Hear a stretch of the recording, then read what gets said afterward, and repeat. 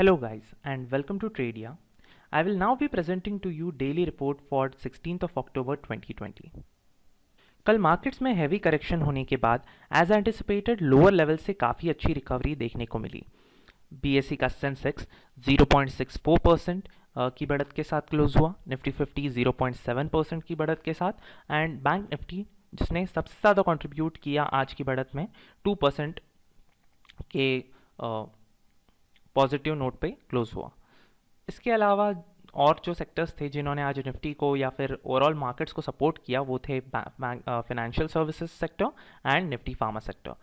IT आज के सत्र में थोड़ा सा वीक पड़ गया and also we have seen कि वोलाटिलिटी इंडेक्स इंडिया विक्स जो है वो थोड़ा आज स्टेबलाइज हुआ। 1.87% की गिरावट इसमें भी हमको देखने को मिली। निफ्टी के टॉप गेनर्स थे आईडीबीआई बैंक।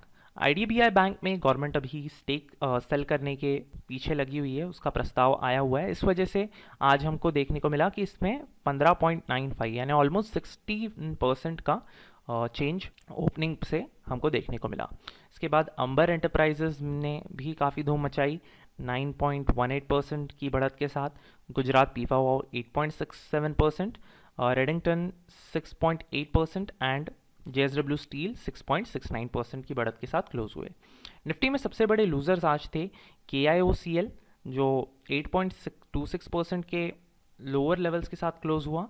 यूपीएल में हमें 7.82% की करेक्शन देखने को मिली। यूपीएल में एक्चुअली रीज़न ये था आज के करेक्शन का कि मॉरिशियस में इनकी जो सब्सिडरी है उसके साथ में KPMG का टाइप कैंसिल हो गया ऑडिटिंग के लिए। I will get to this newsletter on. Route mobile में भी आज हमें अच्छी करेक्शन देखने को मिली 7.27% की।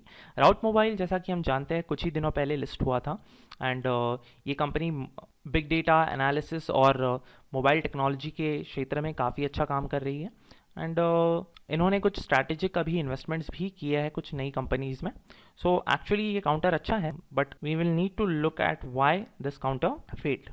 माइंडट्री जो कि आईटी सेक्टर की बड़ी कंपनी है एंड लार्सन एंड टर्बो इन्फोटेक, इन दोनों सेक्टर्स में हमको 6.72 और 6.7% के करेक्शन देखने को मिली। जैसा कि हमने थोड़ी देर पहले देखा था कि आईटी सेक्टर के इंडेक्स में निफ्टी आईटी में हमें 0.14% की करेक्शन देखने को मिली थी। Now let's get down to our evening news part, the results which came during the day and in the evening. HCL tech का नेट प्रॉफिट 3,142 करोड़ रुपीज़ के करीब आया है। फेडरल बैंक ने अपना प्रॉफिट 307.62 करोड़ बताया। फिलिप्स कार्बन ब्लैक इस company ने 58 करोड़ का प्रॉफिट इस बार शो किया है। Shakti pumps as the names suggest कि ये पंप्स का काम करती है, इसने 15.2 करोड़ रुपीज़ का प्रॉफिट नेट डिक्लेयर किया है। एक्चुअली लास्ट सीज़न में एग्रीकल्चर सेक्टर में काफ़ी अच्छी तेज़ी हमको देखने को मिली थी क्योंकि इस बार एग्रीकल्चरल प्रोड्यूस और एग्रीकल्चर एक्सपोर्ट्स दोनों में ही काफ़ी अच्छा ग्रोथ हमें देखने को मिला है। टाटा कम्युनिकेशंस ने अब इस बार नेट प्रॉफिट 3.84 बिलियन रुपीज़ का डिक्लेयर किया है। और टेम्पलेट इसने 160.8 मिलियन रुपीज़ का बिजनेस दिया है नेट प्रॉफिट में। एंड बजाज कंज्यूमर जो कि कंज्यूमर इलेक्ट्रिक का काम करती है, इसने 569.2 मिलियन रुपीज़ का बिजनेस किया। इसके अलावा आज की मेन इंपॉर्टेंट न्यूज़ जो हो डिस्कस करने लायक है उसमें है सबसे पहले यूएस के रिटेल सेल्स के नंबर।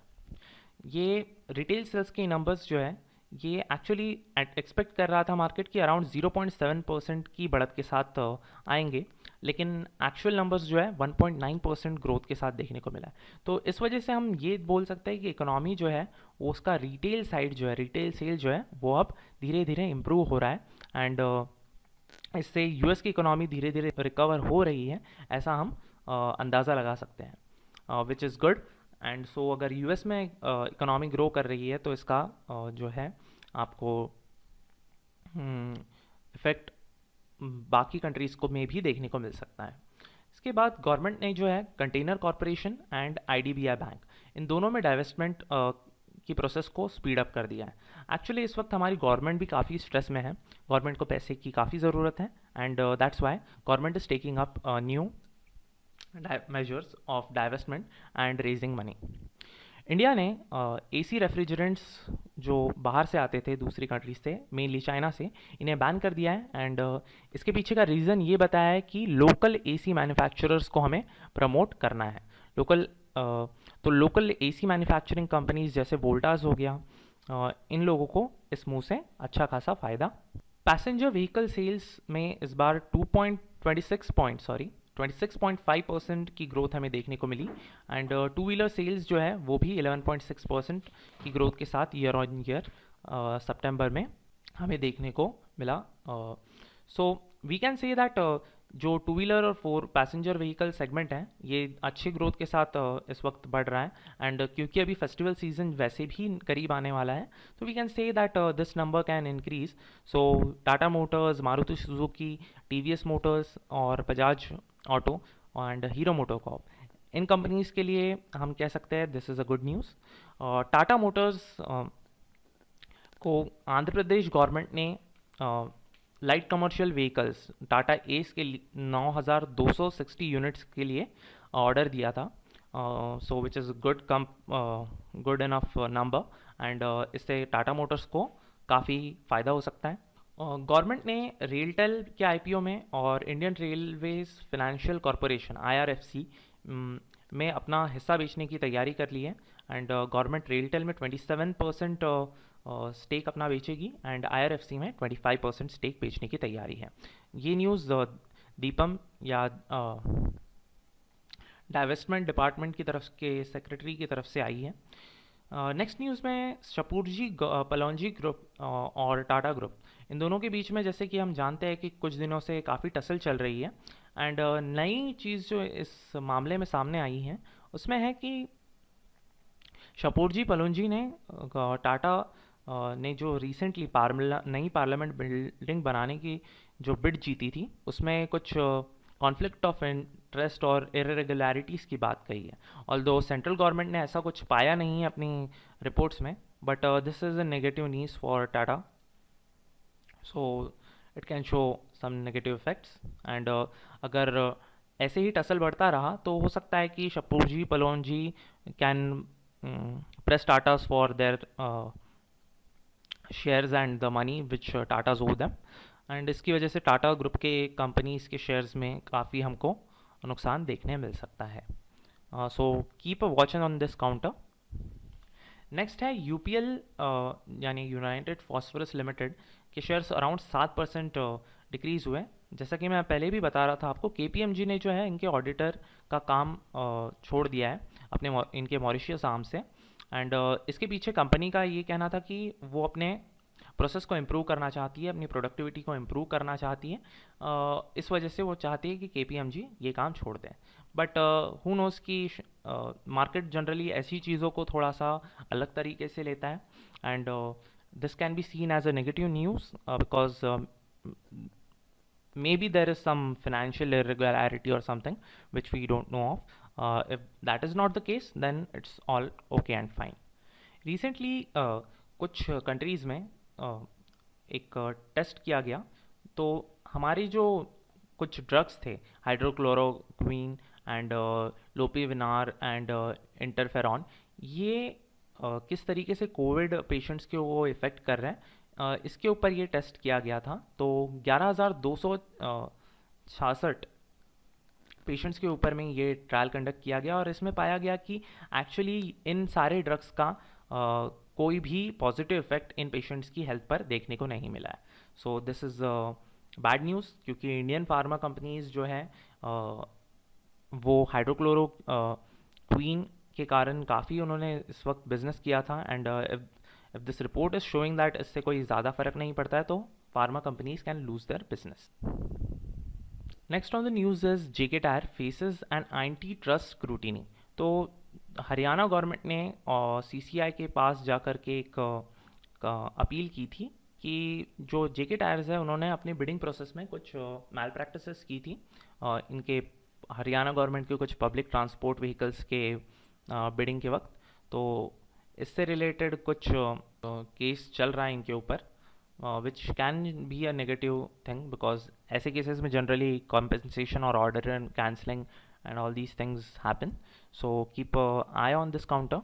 नेक्स्ट है सऊदी अरामको ने बोला है कि वो IOCL या इंडियन ऑयल कॉरपोरेशन में अपना पैसा इन्वेस्ट करेंगे and this came at a energy intelligence forum meeting by the chairman of IOCL Shrikant Madhav Vaidya.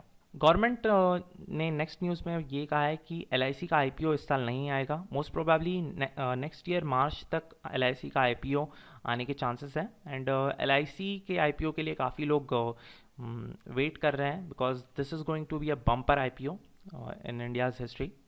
Next है जाइडस कैडिला को कुछ नए ड्रग्स कैप्सूल्स बनाने की अनुमति मिल गई है US health regulator US FDA की तरफ से एंड दीज आर फिंग्लोमिड कैप्सूल्स और ये जनरली एक मेंटल डिजीज़ यानी मल्टीपल क्लेरोसिस के लिए काम आती है एंड ये जनरली एजड लोगों के क्लेरोसिस एंड यंग लोगों में मल्टीपल क्लेरोसिस की प्रॉब्लम्स को डिटेक्ट ट्रीट करने के लिए यूज़ में आता है। It is actually a very costly drug, so अगर ऐसा कुछ हुआ है तो this can show in the books of Zydus Cadila. Next on the news is US presidential election जो कि इस वक्त काफ़ी बज़ में है and we can see that Trump की पॉपुलैरिटी में एक हल्का सा इंक्रीज़ आया है 0.8% का एंड वहीं जो बिडेन की पॉपुलैरिटी में एक थोड़ा सा नेगेटिव हमको ट्रेंड देखने को मिला है 2.2%। बट ओवरऑल हम देखें तो इस वक्त जो बिडेन लीड कर रहे हैं and this is not good for markets.